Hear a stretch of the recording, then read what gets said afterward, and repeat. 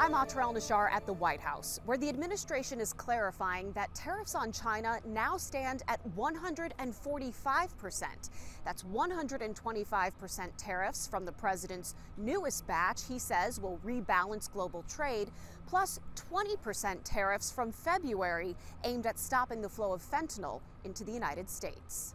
The Trump trade roller coaster ride isn't over. There'll be a transition cost and transition problems, but in the end, it's going to be a beautiful thing. A sense of relief already wearing off 24 hours after President Trump surprised much of the world by announcing a 90-day pause on individualized double-digit tariffs on all trading partners except China. Everybody wants to come and make a deal, and we're working with a lot of different countries. Treasury Secretary Scott Bessent says more than 75 countries benefiting from the partial tariff pause have come to the table and confirms the president will be directly involved in negotiations. As for China, they say they're open to talks. If the U.S. really wants to address issues through dialogue, it should take the attitude of equality, respect, and mutual benefit. And China firmly opposes and never accepts such bullying and hegemonic acts. The Chinese embassy in the U.S. reiterating in this social media post Thursday,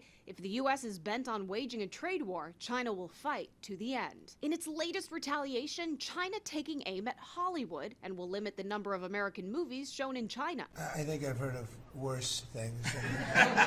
Back here in the U.S., American business facing a great deal of uncertainty as tariffs on China, plus 10% worldwide tariffs, tariffs on steel, aluminum, and foreign autos are still in effect. Amazon CEO says shoppers should expect to shoulder the burden. I'm guessing that sellers will pass that cost on. Depending on which country you're in, you don't have 50% extra margin that you can play with. Given how much the president celebrated the rally on Wall Street Wednesday after his tariff pause, he was asked Thursday to react to stocks wiping out most of those gains. He punted the question to his Treasury Secretary, who said it was basically taking 2 steps forward and 1 step back, which he said they're okay with.